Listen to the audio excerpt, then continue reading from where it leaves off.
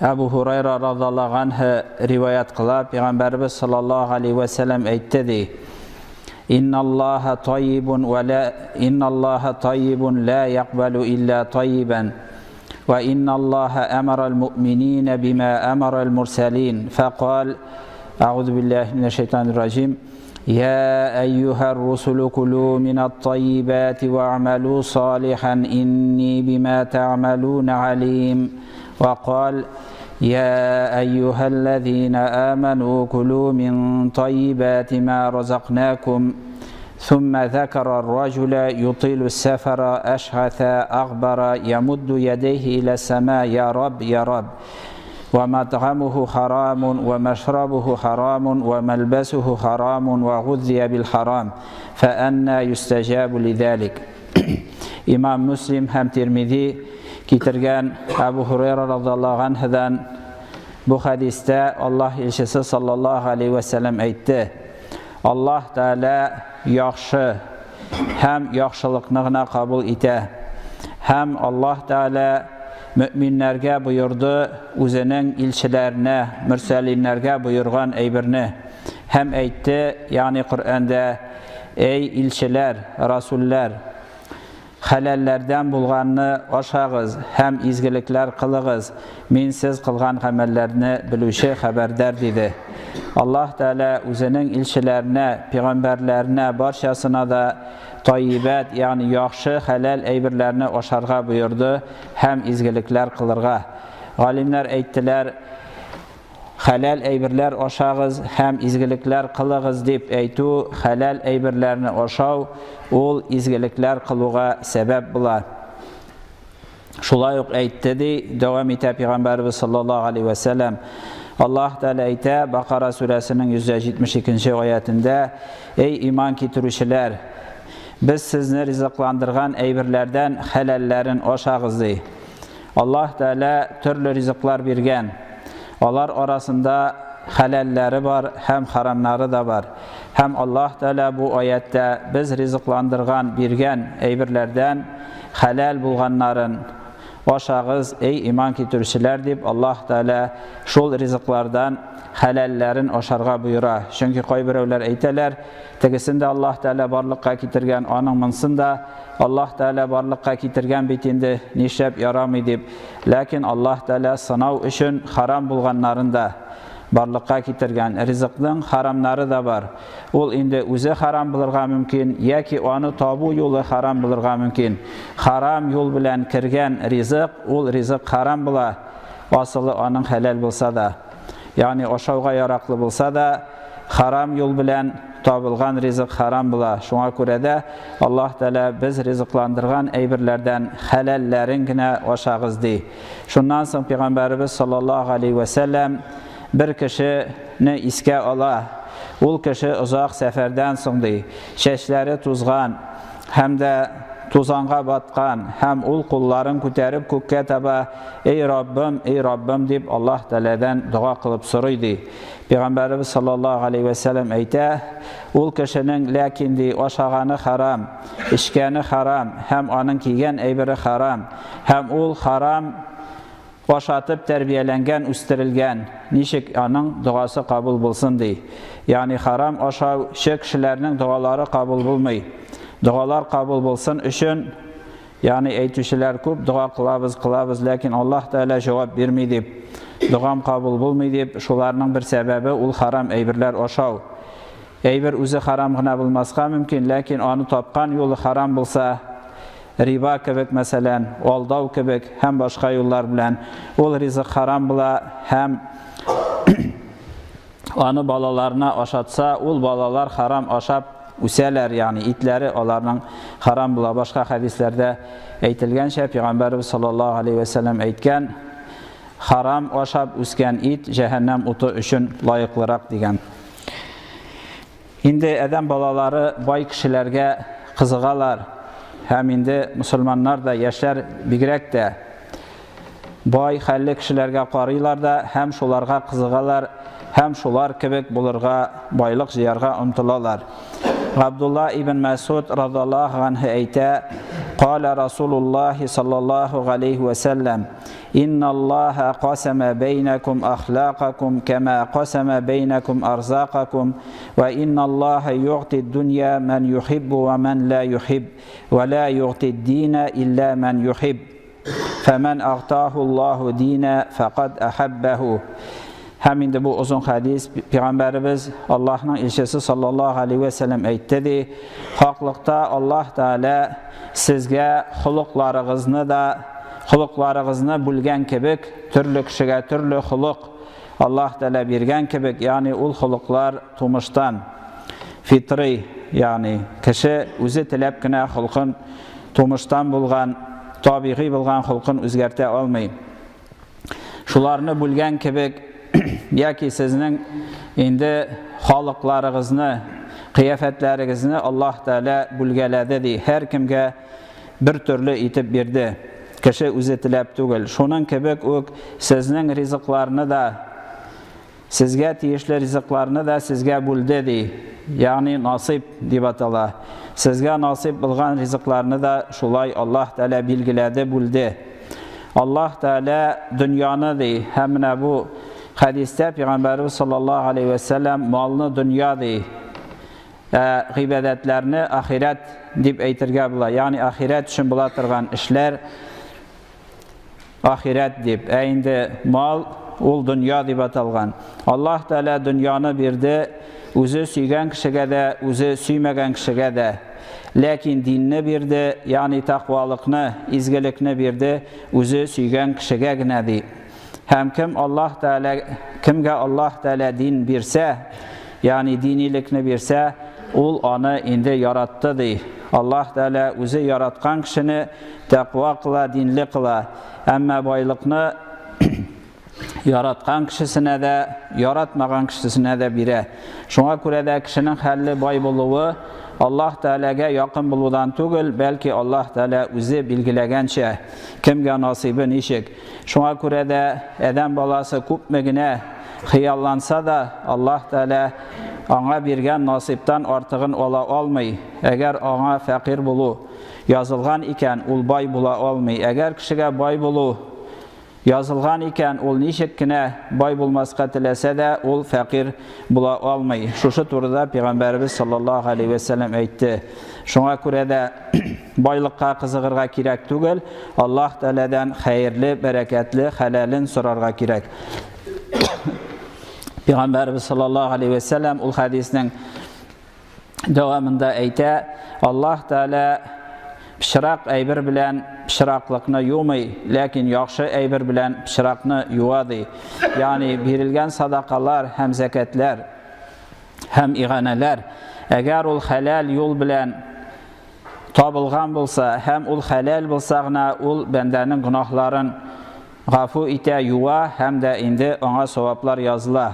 Agar ul kirgan mollar haram yo'l bilan kirsa yoki o'zlari haram bo'lsalar, onlardan berilgan sadaqalar, zakatlar, g'ushurlar qabul etilmay, balki kerisincha ul kishiga qiyomat kunida hasrat bo'lacak, hem onun gunohlarini orttiracaqina deb Peygamberimiz sallallahu aleyhi ve sellem şu hadisinde anlata. Ebu Hureyre radıyallahu anh ayta: أن رسول الله صلى الله عليه وسلم قال: يأتي على الناس زمان لا يبالي المرء ما أخذ أمن الحلال أم من الحرام. İmam Buxarida keltirilgan hadiste Allah'ın elçisi sallallahu aleyhi ve sellem aytdi: kishilarga kelir shunday vaqt, zaman, kishi ixtibar etmez olgan aybirine, yani malına halal yoldan alınganmı yoki haramdan alınganmı? Yani endi bu zamanlar bizning vaqtda keldi. Namaz o'qitirgan, uroza tutatirgan kishilar da agar mol kiruv yo'li ochilsa, tezroq onu olirga oshiga. Halaldan kirganmi, haramdanmi o'ylamay. Ham endi faqihlarimiz, olimlarimiz aytalar, şu hadislarga, oyatlarga negizlanib hem sahabelerinin amellerine haram yol bilen mal işlegen kişinin başında aşağı yaramay. Çünkü haram bilen kirgen малга алынган ризык ул харам дип. Мәгәр зарурат булса гына инде кеше ач булса, башка юлы булмаса, ул вакытта да харам юл белән кергән малны зарури күләмдә генә ашау рөхсәт ителә. Әгәр инде башка юл белән алу мөмкинчелеге булса, харам юл белән табылган малны, андый кешенең малын, ризыгын, ашын ашау да тыела. Һәм бу хадиснең икенче риваятләрендә дәвамы бар. Пәйгамбәрбез саллаллаһу алейһи ва саллям әйтте ди: "Фа иззака ла туҗабу лахум дәгъватун." Һәм шул заманда ди, кешеләр инде хәләл юл беләнме, харам юл беләнме кергәнен тикшерми башлагач малларының, шул вакытта аларның дуалары кабул ителмәс ди Пәйгамбәрбез саллаллаһу алейһи ва саллям. Һәм инде билгеле хадис, Пәйгамбәрбез саллаллаһу алейһи ва саллям әйтә: "Ман гашшана фалайса минна." Кем алдаса безне, ул бездән түгел дип. Сәүдә эшләрендә булсын, сату алуда, алдашу яки эштә булсын, тиешенчә эшләмәү, кешегә ярый дип, үзеңә эшләгән кебек эшләмәү, ялланып эшләгәндә булсын. Яки инде эш хакын түләүдә алдау булсын, тулысынча түләмәү, яки бер өлешен биреп, икенче өлешен алып калу кебек. Яки бурычка алып, аны кайтармау, аны кайтармаска ният кылу, шундый ният белән.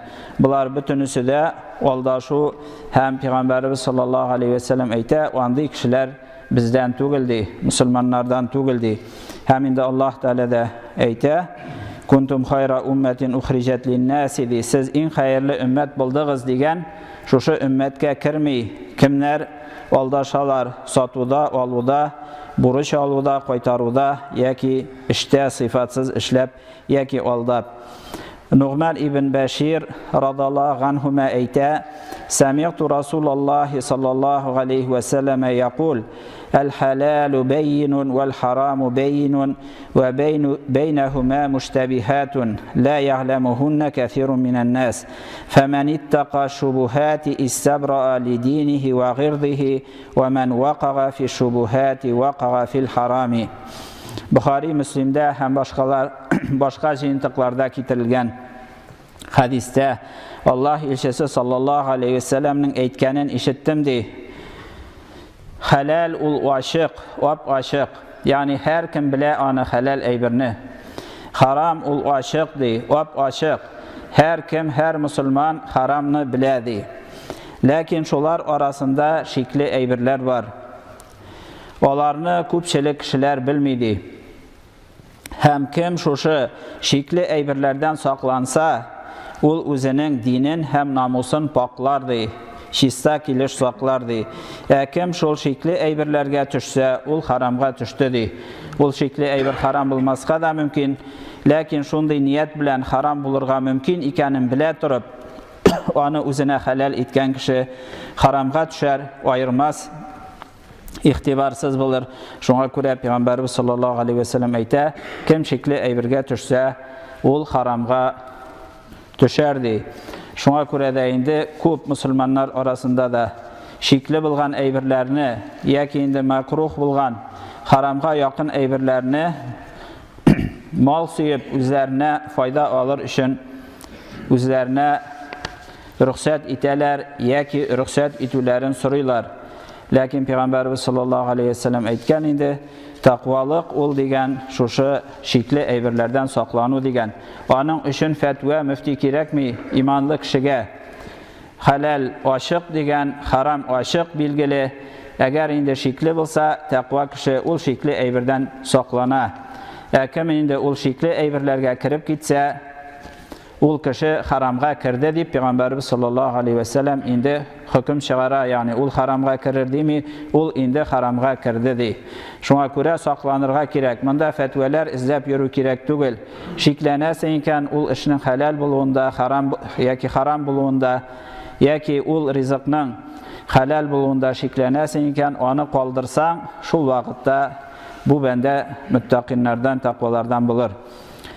Hüseyin ibn Ali radallahu anh Peygamberimiz sallallahu aleyhi ve sellem'nin onuğu eytken hafiztu min Rasulillahi sallallahu aleyhi ve sellem da' ma yaribuka ila ma la yaribuka. Allah'ın ilçesi mine eytti di, yaki yatladım di Allah ilçesinden eytkenin di, şiklengen eybirini kaldırıp şiklenmegen eybirini işledigen. Elhamdülillah, yani bu zamanda da işler köp. Eğer şikliyken şikli bulmagan halal işler de yeterlik. Eğer o rızık şikliyken şikli bulmagan halal rızıklar da yeterlik yani. Açlık, yalangaçlık zamanı tügül. Şuna göre de indi şikli eybirini kaldırıp şikli bulmaganın işlerge gerek. Eğer indi şın imanlı mümin Müslüman kişi bulam diysen. Şulaya Peygamberimiz sallallahu aleyhi ve sellem eytken la yablughul abdu en yakuna minel muttaqin hatta yada'a ma la ba'sa bihi hadaran lima bihi ba'sun. Peygamberimiz sallallahu aleyhi ve sellem eytti di, haramga kiruden saklanıp mubah bulgan yaki makruh tenzihi bulgan, yani ruhsat etilgen eybirden de saklanışı kişi muttaqinler derecesine erişir diyen Peygamberimiz sallallahu aleyhi ve sellem. Halal kesip hem indi kesiplerde toğrılık turunda Kur'an'da bir köp eytile. Bigrek de indi satu aluda işlerde bulsun, hem satu aluda bigrek de. Çünkü bu her kimge kağılatırgan gündelik meseleler, muameleler. Allah Teala ayrım süreler indirgen, bile biz indi hem eytken veylul lil mutaffifin degen sevdede satu aluda ulçevde kimituşilerge kaygı degen, yani olarga gazap degen Allah Teala va'da etken. Ama indi kirisinçe sevde işlerinde doğru buluşular, ulçevlerde tigiz buluşular, olarını Peygamberimiz sallallahu aleyhi ve sellem maqtagan hem olarga ulu dereceler bulaşaq. Yani sevde işleri ul bereketli işlerden, eğer ul halal yol bilen halal revişte şeriatka turu kilse. Ebu Sa'id el-Hudri radallahu anh Peygamberimiz sallallahu aleyhi ve sellem'den kitire ul eytti di, et-taciru saduqul aminu ma'an nebiyyine ve siddiqine ve şuhada. İmam Tirmizi'de jiyintığında kitirile. Peygamberimiz sallallahu aleyhi ve sellem eytti di, doğru, emanetli, yani doğru aldaşmaytırgan, doğru, emanetli, sevdegar, yaki satuşu deybiz indi biz. Sevdegar degeç köp kişiler anlamay. Indi satuşular uyli bizge qağılmay, bu sevdegarga qağıla deyip uyli. Bizning şeyinde ol, şol satuşular indi ol. Öz malın satamı ol, kişinikin satamı. Doğru bulgan, emanetli satuşular, sevdegarlar, peygamberler, siddiqlar, yani doğrular hem şehitler bilen birge bulurlar degen Peygamberimiz sallallahu aleyhi ve sellem. Yani satu işlerinde, sevde işlerinde doğru bulu, aldamav. Bik ağır iş yani, mana köpler buldura almay. Eğer indi ol köpçilik sevdegarlar doğru bulsalar, indi peygamberler, doğrular, şehitler yanında urun kalmaz idi. Lakin onlar sirek bulğanğa, ez bulğanğa Peygamberimiz sallallahu aleyhi ve sellem şunday misal kitire. Peygamberler bilen birge, doğrular, şehitler bilen birge bulurday sevdegarlar az. Şuna göre de sevdegarlar onlar fussak deyip Peygamberimiz sallallahu aleyhi ve sellem eytken bulgan, olar köpçiligi buzuklar degen, yalgan antlar bilen, yalgan sözler bilen eybirlerin satalar hem aldılar degen. Meğer kimler indi Allah Teala koşkan revişte doğru emanetli bulsalar, ul sevdegarlar, satuşular, peygamberler hem şehitler bilen kıyamet gününde yaki indi cennette birge bulurlar degen. Allah Teala ve Peygamberimiz sallallahu aleyhi ve sellem va'delerin eytken. İbn Umar radallahu anh eyte, Suila Rasulullah sallallahu aleyhi ve sellem eyyül kesbi afdalu, qala hamalur raculi biyedihi ve kullu beyğin mabrurin. Peygamberimiz sallallahu aleyhi ve sellem'den soradılar deyip, nindi kesip, nindi iş hayırlırak, yaxşırak deyip. Peygamberimiz sallallahu aleyhi ve sellem eytti, kişinin öz kulu bilen işlep tapkanı dedi. Hem her bir indi halal sevda dedi. Yani jirine jitkirip şeriatça işlengen satu alu işleri dedi. Şulay ettirip Кул эшләре кешенең үз кулы белән эшләп ашавы, кәсеп итүе һәм шулай ук инде шәригатькә туры китереп, тугры рәвештә әманәтле итеп сату алу эшләре алар иң яхшы гамәлләрдән, кәсепләрдән дигән Пәйгамбәрбез саллаллаһу алейхи ва сәллям. Һәм бу турыда инде кул белән эшләү дигәндә шулай ук тугры булу, кул белән эшләүдә үзеңә эшләгән кебек итеп башкаларга да эшләү. Менә шушы тугры чын дөресе кул белән эшләү, кәсеп итү шәригать буенча. Һәм инде бу турыда Пәйгамбәр саллаллаһу алейхи ва сәлләм сорагач инде анда сораганнар, син дә эшләдеңмени дип, сарык көттеңмени дип, Пәйгамбәрбез саллаллаһу алейхи ва сәлләм шушы эшкә бәйле инде мин дә сарык көттем дигән. Пәйгамбәрләрнең күпчелеге сарык көткәннәр. Һәм бу да үз кул эше, үз көче белән кәсеп итү санала. Хәзерге вакытта инде көтүне күпләр инде, ягъни халыкның менә шу фикерләве мусламанча булмауда. Көтү инде ул ниндидер яман яки начар эш кебек. Ләкин бөтен пәйгамбәрләр дә сарык көтүп кәсеп иткәннәр, үзләренә халал юл белән халал ризык тапканнар. Һәм алар безгә үрнәк булып тора. Ни өчен алар сарык көткән дия көтмәгән мәсәлән, яки башка бер ул шушы өммәтләр өчен, бәндәләр өчен Аллаһ Тәгаләгә үрнәк булсын өчен. Ягъни иң кешеләр арасында инде түбән эш санала торган, хаксыз эш санала торган, ягъни вак кәсеп санала торган эшне пәйгамбәрләр үзләре эшләгәннәр һәм үрнәк күрсәткәннәр. Һәм һәрбер инде шәригатькә туры килгән сәүдә, тугры сәүдә иң яхшы эшләрдән дип Пәйгамбәрбез саллаллаһу алейхи ва сәлләм әйтеп калдырган.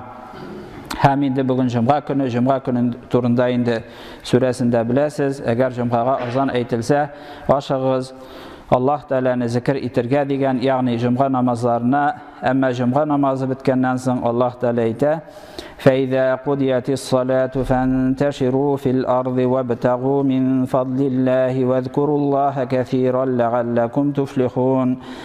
Аллаһ Тәгалә әйтә: "Әгәр җомга намазларын тәмамласагыз, укысагыз, җир йөзенә таралыгыз һәм омтылыгыз Аллаһ Тәгаләнең ниъмәтләренә, ягъни кәсеп, халал кәсепләрегезгә, эшләрегезгә таралыгыз һәм Аллаһ Тәгаләне күп итеп зикр итегез" ди.